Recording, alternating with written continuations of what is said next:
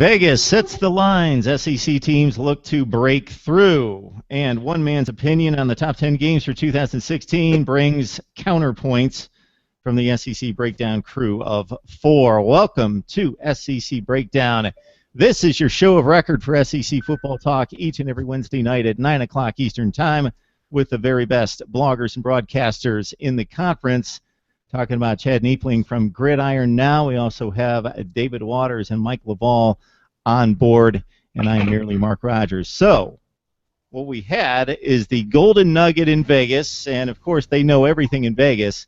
They know where to set those lines from week to week, and they know where to set those over-under totals that get people so riled up and got a few of us riled up as well. So when it comes to SEC football, Chad, we've got 7 teams released by the Golden Nugget out of the 14.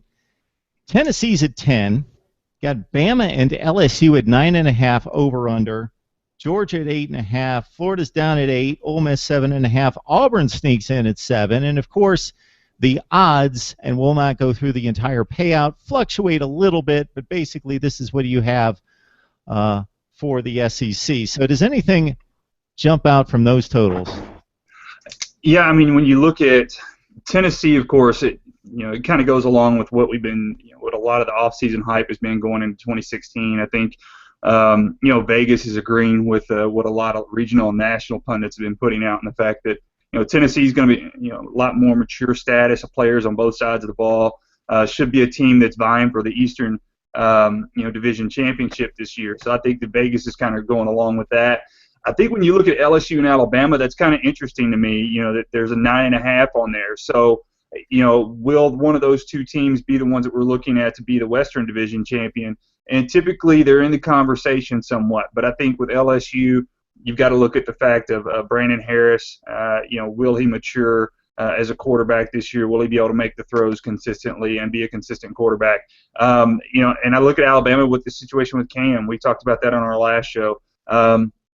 So maybe that'll come into play. But, I think for me, Georgia at 8.5 really says that, they are believing Kirby's going to have a good year his first year.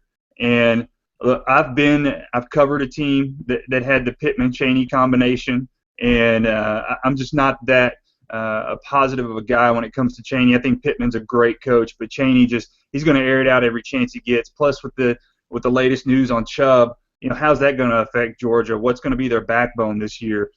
So I look at that. And then, of course, Florida, at 8 tells me that, McElwain's not going to have that great of a second year.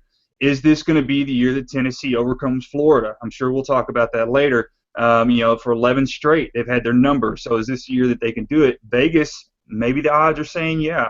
So I think it's a little early. Auburn tells me Gus Malzahn's not going to be the head coach after this season. That's what the odds tell me at 7 there. So when I look at that, and I kind of going off of this, it's a little early in my opinion, and this may be their way of making a little bit of money before the season gets started.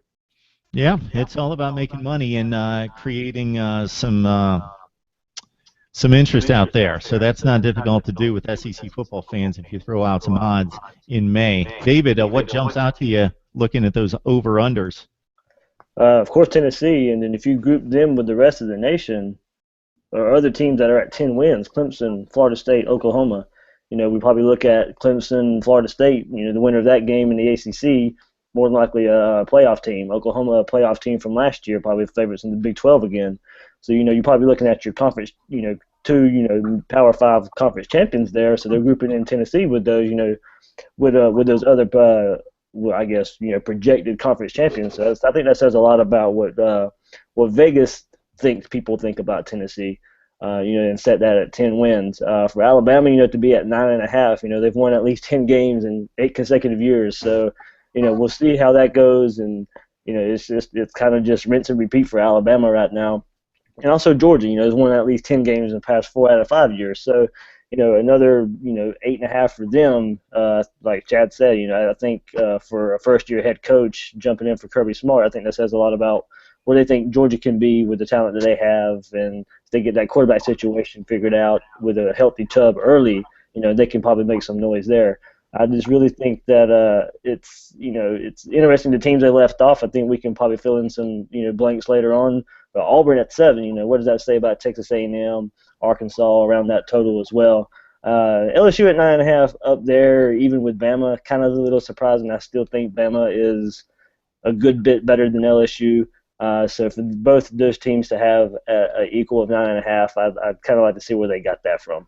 After we hear from Mike, I think I'm going to go back around and get your best play. So if you were heading out to Vegas, who would you like if somebody had a gun to your head? So Mike, what stands out to you?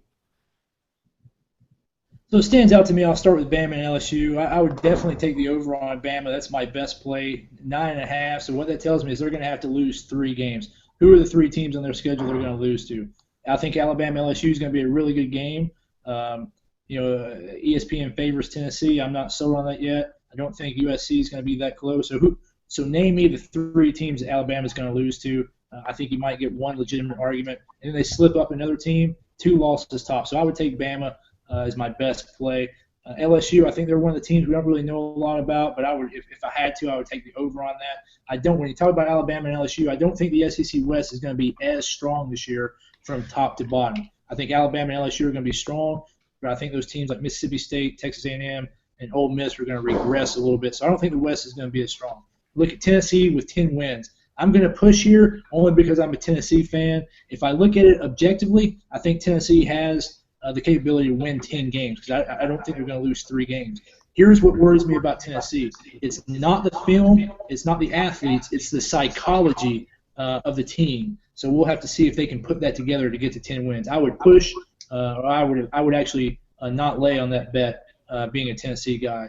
I think I would actually take the over for Georgia at 8.5, 8.5, because, again, you're going to have to show me 4 teams that's going to beat Georgia. I don't think you're going to find those 4 teams. I think Georgia's got a lot of talent. I think Kirby Smart is going to have a good first year. Remember what Jim McElwain did last year at Florida. Everybody thought Florida was going to be a 7-8 win team last year. Thought they were going to lose to Kentucky. McElwain come in and put together an East Division championship team. Kirby Smart, I think, has the potentiality to do that with Georgia next year. They got a lot of talent on the team. They didn't lose a lot to the NFL. I think Georgia's flying under the radar a little bit. Auburn and Florida at 7 and 8. I would push those. I think those are pretty good bets. Although Florida, as a Tennessee guy, Florida always scares me. And then Ole Miss 7.5. I think that's probably a really interesting one.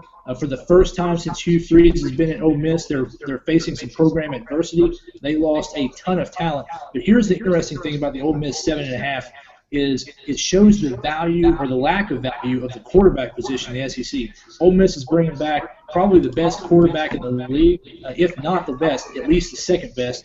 Between him and Josh Dobbs, I would argue. But I think Chad Kelly's probably a prototypical quarterback better. So it shows that the one team that has one of the 2 teams that has a solid returning quarterback only get 7.5. Which I believe is 3 behind what they had last year at this point. So it shows the devaluation of the quarterback in the SEC. That's what's interesting about Ole Miss's 7.5. I would actually take the under on the 7.5 for Ole Miss. I think they're going to regress this year. So, Mike, you're looking at things objectively, and I think it was just last week, or maybe the week before, because it was just Chad and I last week, that you told me that I couldn't look at things objectively, that everybody has a bias. That's why I said I was avoiding the bet, because I'm concerned about the psychology of the program. I said when I look at it strictly objectively, I think they can do it. But I said the reason I'm not going to lay on the bet is because I don't think I can look at it completely objectively. So if I allude to something that David pointed out, Saban has never lost. Well, he did the one season. He went 9-3 in 2010. That's right. He went 9-3 in 2010, going back to his first year in Tuscaloosa. The SEC West is always a gauntlet. It's always extremely difficult. But Bama does have a very tough road schedule. They go to Oxford. They go to Arkansas. They go to Tennessee. They go to LSU. So they got more so the tougher games on the road, and then they start out with USC, who I'm guessing Vegas is valuing more than I do, because I think Bama's got about an 80-85% chance of defeating USC. I don't think it's going to be a monumental game like the names would bring to light. So, David, who do you like in this with this rundown of 7 teams? Who would you play? Oh, I've got to play Alabama. I mean, it's just kind of just a no-brainer to me. Like Mike said, show me 3 teams that's going to beat them. It hasn't happened in forever. It doesn't have it happen often. And Saban has got that machine running right now, so I can't see Bama losing 3 games. Absolutely no way. What do you say, Chad? I hand you $1,000. I'm kind of going to go. I like Mike's point about Ole Miss, but I'm kind of going to go the opposite. It's 7.5. I think Ole Miss can do better than that, and I say that because of the fact that Kelly's going to be there. They have actually got a very talented running back coming off an injury that'll be back this fall, so they'll have a threat at the running back position. Then you turn around and you look at the fact that they've got some guys. Obviously, the wide receiver position is going to be a position that steps up with Kelly out there throwing the ball. I will say this, putting a lot of pressure on Greg Little at that left tackle position I think does concern me as a true freshman. But from everything I've heard, his footwork is just as quick, if not quicker, than when Tunsil came in as a true freshman and he was able to play. I'm confident that he'll be able to step up in that position. What does bother me a little bit with Ole Miss is the fact that they do have to play Florida State, and the fact that they do that defense lost a heck of a lot more than the offense did, and that's going to be a lot to recover. That being said, Hugh Freeze would rotate 20-plus guys in a game on the defensive side of the ball, so they've got guys that have experience on that side. So I would put money on the fact that Ole Miss will do better than 7.5. That being said, I have to agree with you guys. Show me the last time Alabama's lost 3 in a row, and I think that's going to be really tough for somebody to come out with. And I'm actually looking up the stats now because I want to see. But that being said, LSU, I definitely wouldn't do the 9.5. I would go against that. I just feel like LSU, for them to do it, they're going to have to make a tremendous run. And in order to do that, you guys know as well as I do, you got to have decent quarterback play. When you become one-dimensional in the SEC, that's when teams get your number. And we've seen that over and over again. So that's the one I would probably go against. Okay, so if Mark, I'm I'd like to take play, a swag at Alabama. What's that, Mike? Mark, you talked about Alabama's road schedule. I actually think the schedule lines up pretty nicely for Alabama. They get one of their big games, USC, first, and Saban has historically, since he's been the coach there at Alabama, done well with those opening weekend games. They get probably their third or fourth toughest game, Ole Miss, in week 3 after WKU. So they got 2 tough games uploaded. They get LSU off of a bye. The only team that doesn't fit nicely in their schedule is Tennessee. They play Tennessee after playing 7 straight weeks, and they don't have a bye afterwards to look forward to. So I think the schedule lines up nicely for Alabama. USC and Ole Miss in the first 3 weeks, LSU off of a bye. So, again, I think that 9.5 for Bama, I mean, I think that's, I hate to say this, but I think it's easy money.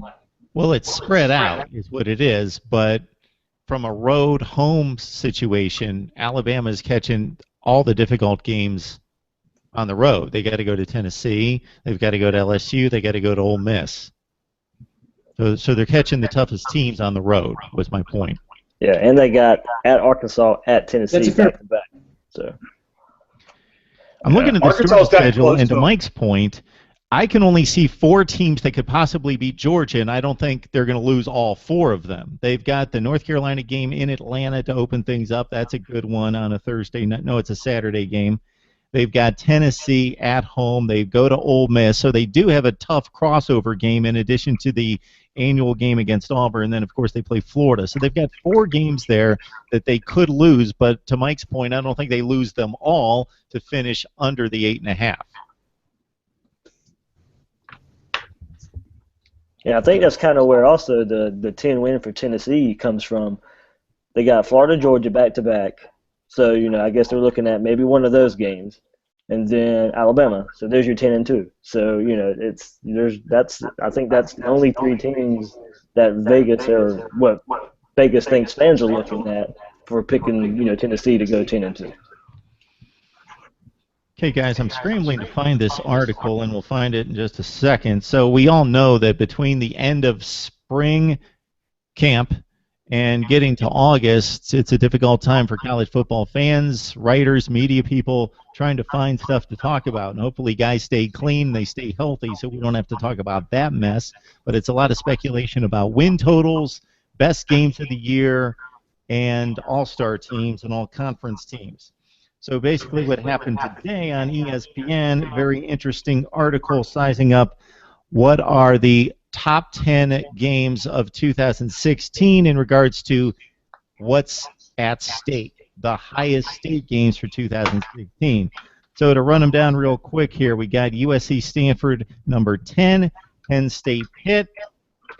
I don't know what he was thinking there. We have this written by Chris Lowe and Adam Rittenberg. So at number 8, UCLA at Texas A&M at week 1.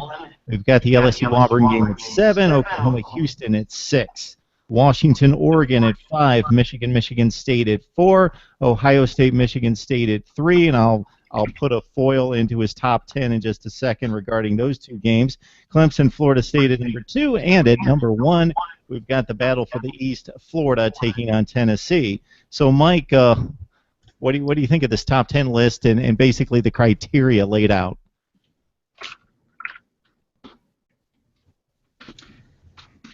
Well, Mark, I'm not sure Florida-Tennessee is the most important game of the college football season for a couple of reasons. One, I think we're discounting the role Georgia's going to play in the race for the SEC East. I think the SEC East is kind of back to where it was historically. SEC, Florida, Georgia battling it out. The other thing is it's very important for Tennessee. I talked earlier about Tennessee has the talent.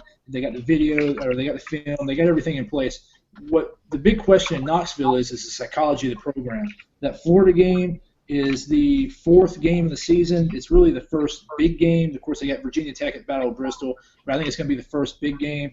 If they lose that game, they go back to, okay, this is 12 years in a row. We still can't get over Florida. Now we're in a hole in the East. We're looking at Georgia, A&M, Alabama, and the shoot the next 3 games. Where does that program go for the next 3 games? Where do they go for the season? If they don't win the East, everybody's going to be disappointed. And then all the momentum that Mac Jones has built is kind of squandered. And then he becomes on the hot seat after the 4th game of the season, and he's sitting at 3-1. So it's important for Tennessee. It's important for the trajectory of the program, especially. But I don't know that it's the most important game of the season. I really like Clemson and Florida State at number 2. I like the first one he talked about, USC at Stanford, and I like, of course, Michigan and Ohio State. I think that one would probably be my number 1. Clemson, Florida State, number 2. As a Tennessee fan, that Florida game is the most important season. Period. Bottom line. End of story. But I don't know if it's the most important game in all of college football. I thought Ohio State-Michigan was automatically the most important game in college football, regardless, every year. But anyway, that's another argument. All right, David, what catches your eye on this list?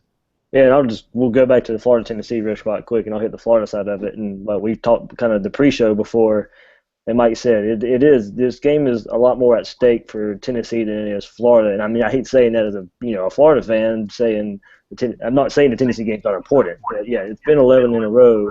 The streak's going to end sometime. Florida's not going to keep winning these, the game against Tennessee. And if this is the year that it's going to happen, this is probably the year. So it doesn't look as bad on Florida's side if Florida loses the game as it would on Tennessee's side. So that's why I don't think this game is, what's at stake, is for this game to be number 1, because I think it's more for Tennessee than it is for Florida. I can see if maybe Chris Lowe Tennessee is his, national championship pick, and this is the one game that they have to get past to get there. But as far as as what's at stake for both teams, I think it's a lot more for Tennessee than it is for Florida. I go back to the Clemson-Florida State game. That game to me is number 1 for what's at stake. I think whoever wins that game is probably a shoe-in for the college football playoff. Florida State, the only question in my opinion they have is quarterback. So that's why I think, they get that figured out. Clemson, Florida State, I think, as big as SEC fans as we are, both of those teams have, in the ACC are SEC-like. So those two teams there are thorns in the SEC side for, beating the rivals, South Carolina and Florida. So to me, that's got to be number 1. And I think we talked about this too. A lot of this is for coaches at stake, and a lot of hot seat talk for LSU and Auburn, and I think that's where a lot of these games are going for what's at stake. David, I like your point about Clemson, Florida State, because the deeper the conference, the more big games there are, and the more difficult it is to select any one game. So the Pac-12 is extremely deep. The SEC is extremely elite and deep. So it's difficult to pinpoint one or two games, whereas in the ACC, nobody else is going to beat Clemson and Florida State, most likely. So that's the game. That is the game, and we know it's going to most likely lead to a college football playoff spot because those two teams are so much better than even the other teams in the other division, unless there's a huge upset in the ACC title game. The winner of that game is going to get to the college football playoff. I'm thinking that either Oklahoma or Ohio State's disrespected because while you guys were talking, I listed out what I consider off the top of my head to be the most important non-conference games.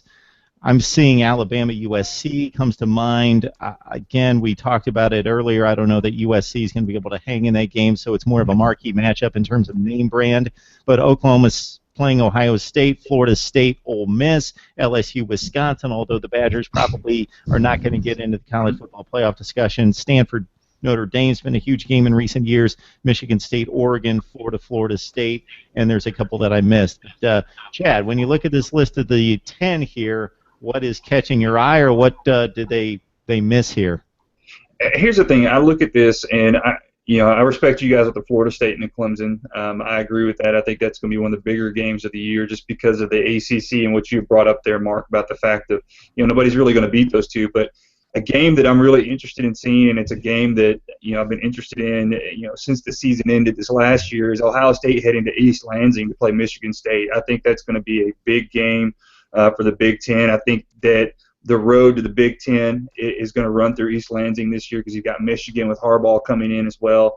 I think that's a game that's being undervalued here, especially when you look at this list that they've got on here. I think that that's going to be a big to-do matchup in the Big Ten.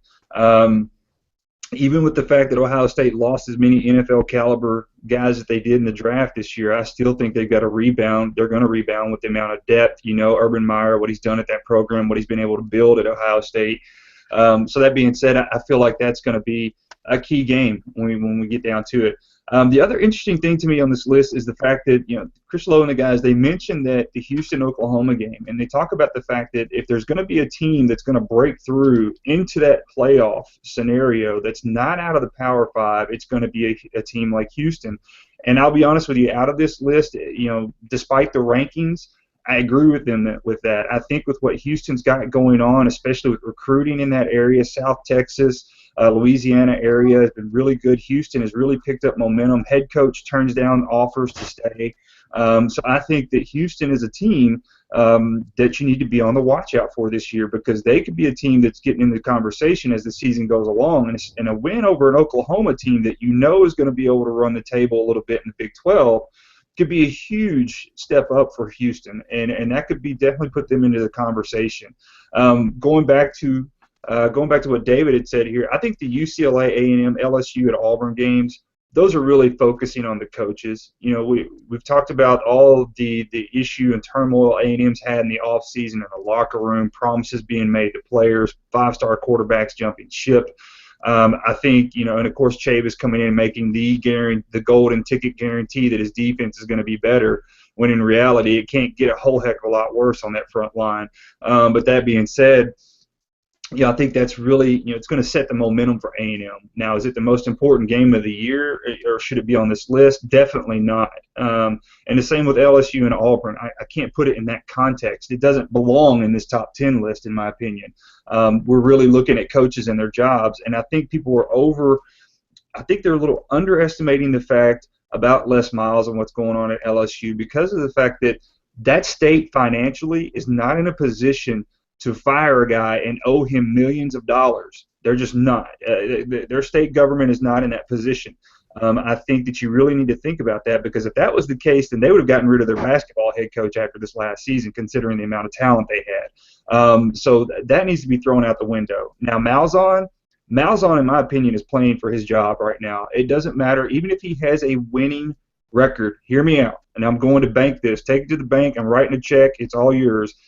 Even with a winning season, there's a good chance he doesn't come back to the Plains if, in fact, they can't get pretty far. You look at what happened with Chiswick and his situation. There's been coaches where this has happened in the past, and Auburn is one of those places where They've proven in the past that they're not very patient about the success of their head coaches. They want it quick and they want it fast because of the fact that they're in the state with Alabama, and you see the success that Alabama has year in and year out. And Auburn hates being in that shadow. Let's just call it what it is. So I feel like that's going to be a storyline as we go. But Tennessee, Florida, great matchup. I think on the micro version, yes, definitely the SEC Eastern Division. It's a big play. It's a big play as far as who gets to the championship. But in my opinion, the East has got to beat the West in the championship to get over that hump. And I don't know that Tennessee can do that yet. Depends on who they have to face in that game. So when it comes down to it, is it the biggest national game? No, I think it's probably one of the bigger games in the SEC Eastern Division of the year, and it could have potential. It could have some potential in as far as the championship game, but it's definitely not the number one game in all of college football. All right, so it's stated right here in the article in the second paragraph. Remember, we're not selecting necessarily the biggest games or the fiercest rivalries or games guaranteed to shape the national title race. This is where I think he contradicts himself. You're picking the games certain to carry high stakes no matter what happens between now and kickoff, meaning coaching situations, meaning rivalries would tend to be important regardless of what the records are or what happens before kickoff. If Clemson and Florida State are 5-4, then this is not going to be a big game and the second most important game or the highest stakes game in the country. So it does matter what these teams do before kickoff. So my thought on this is I think the Houston play, Chad, is a very important one. I totally get where you're coming from, and I'm right on board with that. For as much as 2015 should not count toward 2016, Houston coming off the huge win in the Peach Bowl over Florida State has a lot of cachet. They're going to have the attention of the Group 5. They carry that banner right now, and they've got an early date against Oklahoma. College football playoff team expected to win the Big 12 again. If Houston wins that one, they're set up to run the table in their conference and make a big play toward getting to the Final Four. Tennessee and Alabama. Tennessee's gaining all this momentum. They're favored by Vegas. Tennessee and Alabama is not one of the 10 most biggest games coming into with the highest stakes in 2016. That one shocks me. And isn't Alabama and LSU almost default one of the biggest games of the season? And it only makes sense that if Michigan State's number 4 and Ohio State, Michigan State's number 3, then wouldn't Ohio State and Michigan, to Chad's point, be one of the biggest games of the season? No, I agree with you, Mark. Robin deal, isn't it? Yeah, I agree with you on that. And look, we're not even we didn't have the chance when we were doing the Vegas odds to kind of talk about some of the other teams on the fringe, but there are other teams that are in the SEC or in the Power 5. There are other games this season that we're going to be looking at completely different depending on how the start of the season begins. And I think it's really early when you look at this to be like, okay, these are the top games of the season. I mean, there's big games. You look at Arkansas's home schedule. They've got Florida, Alabama, LSU coming in. They could turn around. It's quite possibly they could lose every game at home, but it's quite possible they could actually edge out Alabama this year. They've gotten close at home the last couple of times they've had them there, and if they're able to do that, that could be Arkansas could be sitting in a situation. They've had Ole Miss's number the last couple of years. They've had LSU's number the last couple of years. They're in a situation where they could possibly be the quote-unquote dark horse.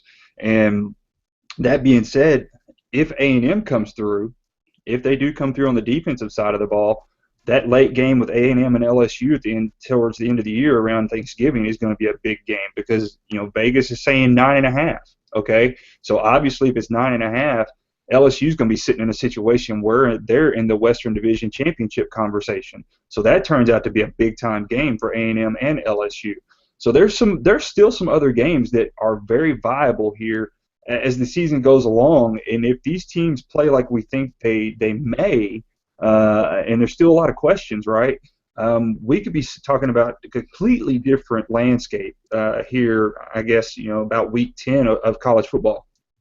And as a disclaimer, we all know this from writing articles that to just look at the top 10 games, and I would strictly look at conference games first. I would give the huge nod to conference games because for a non-conference to play into the national championship, you have to be pretty certain that it's going to be a huge game toward the national championship, while conference games obviously decide the conferences, and I automatically give them the nod. That I can see where the writers are going for a different feel and different angle on some of these games. Pitt Penn State, is it one of the 10 most meaningful games 2016? I would be shocked if it will be.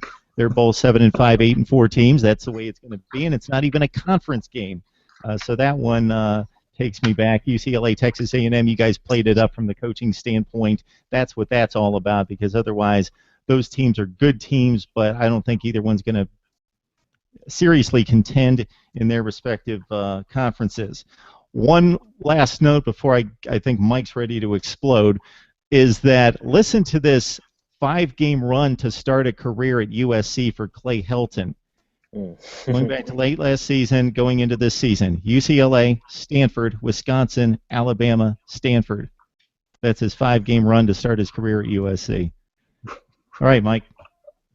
Hey, USC's got a tough schedule this year. If you keep on going down, they got to play Notre Dame. They've got a tough schedule. It's going to be a tough year for USC. I want to make 2 points on the previous conversation. Really segue off what you said. One, the reason I don't think Tennessee-Alabama is nearly as big as Tennessee-Florida is because it's an interdivisional game. It is a conference game, but it's interdivisional. I don't think the interdivisional games are as important as the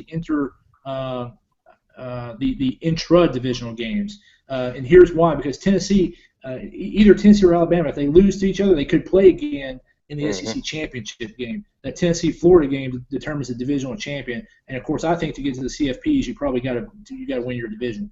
So you were looking at it as conference and non-conference. I would tell you that it may be worth value looking at it as interdivisional, conference, and then non-conference. I would also tell you that because of the way the CFP is made or designed, the interconference games are also important. And look at the Oklahoma-Houston game.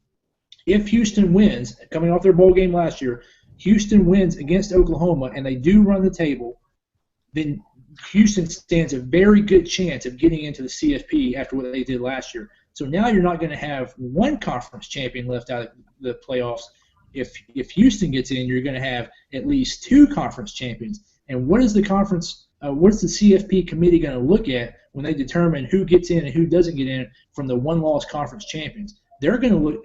I think they're going to look heavily at how the conferences match up. They're going to look at games like LSU, Wisconsin, Alabama, USC. Last year you had Oregon and Michigan State, which I think played a pretty big role in how they viewed those conferences. So I think that's why the interconference games are a little bit more valued than maybe what you lend credence to. And then I think we also have to consider the difference between a divisional conference game and a non-divisional conference game, which is why I don't think Tennessee-Alabama made Chris Lowe's cut.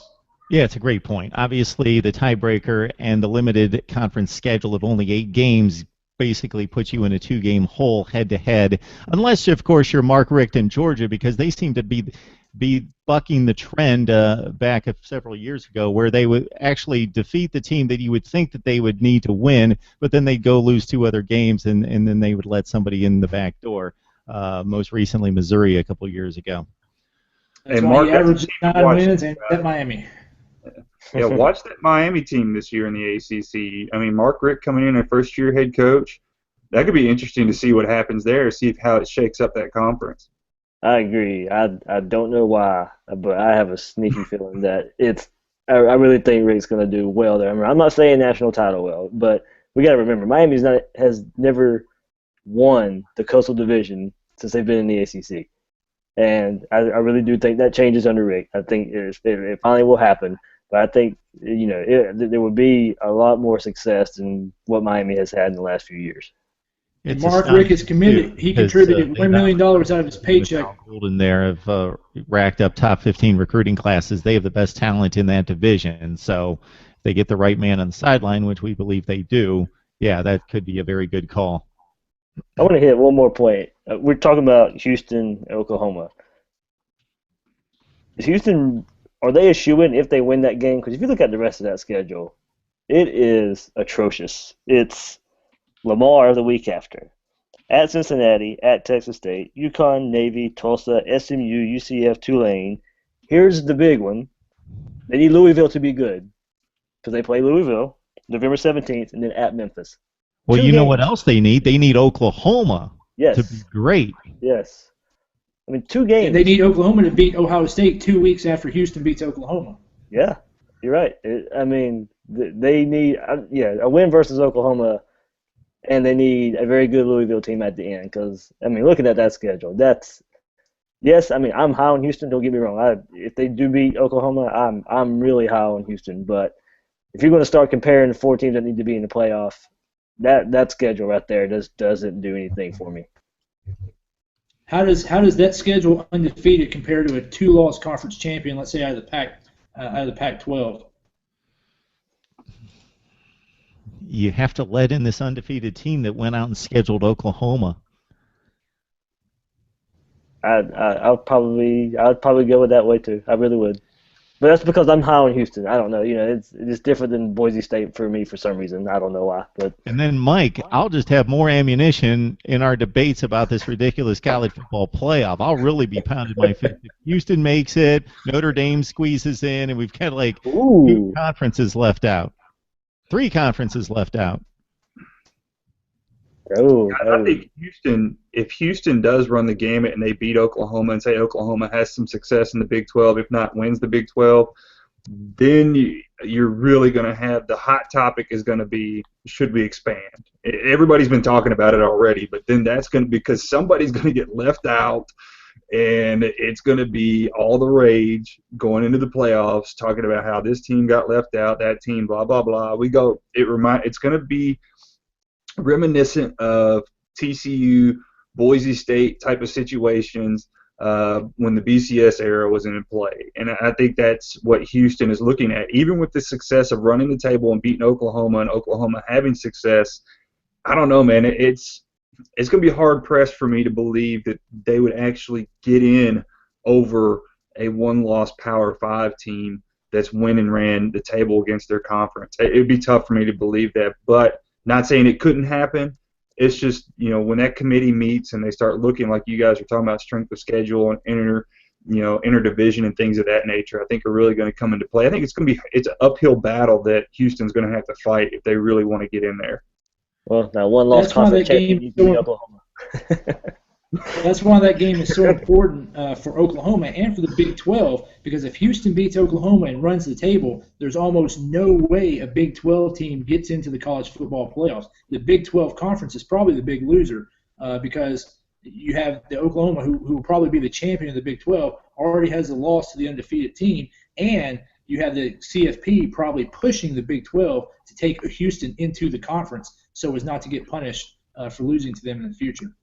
That's exactly. Why that game is huge. That's why that game is definitely one of the top 5 games of the season. Exactly.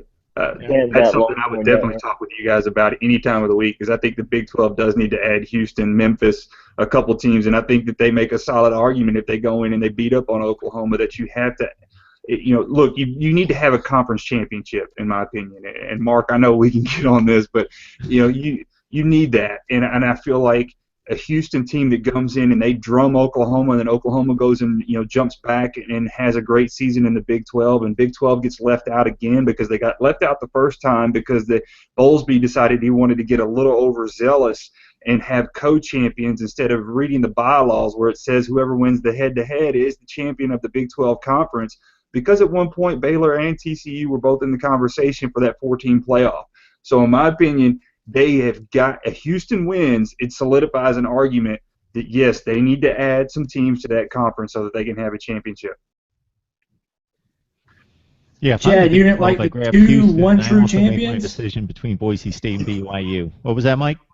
I said, Chad, you didn't like the 2-1 true champions? No. When slogans do not work. Notre Dame, they always have an interesting schedule. I just had to look them up because they're all over the place with their scheduling, of course, because they've got to go out there and schedule as they're almost like a quasi-ACC team at this point. But I'll throw out the lesser teams. At Texas, Michigan State, Duke, NC State, Stanford, Miami, Navy, Virginia Tech, USC. So nobody great necessarily. Michigan State might be the best team on the schedule, and Stanford. But they always play enough teams that can knock them off, and I don't think we're going to see them around. If I had to pick a surprise playoff team, I think it's Notre Dame. Yeah. That would be a surprise? That is the question. I was kind of going to pose that question. Would it be a surprise if they were in the playoff?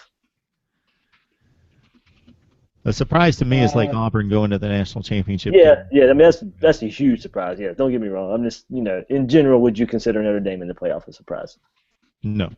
Okay. They're like a 3 seed making the Final Four. Yeah. Okay. Yeah.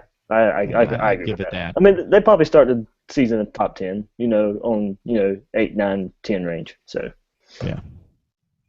I mean, that's a solid schedule. Yeah. Very. Oh, it is. I think if they have one loss or less, they're definitely in the conversation. And on that note, college football preseason magazines are out. Yeah, we got plenty of fodder for the next several weeks. All right, guys, we good to go for tonight? I think so. All right, SEC Breakdown, we come your way every Wednesday night, 9 o'clock Eastern Time, 8 o'clock Central. Mike LaValle, David Waters, and also Chad Napling and myself, Mark Rogers, breaking down the SEC. And if you have any topics for us, throw them our way as well. You can find us on Twitter at SEC Breakdown. All right, guys, good discussion. Always look forward to it.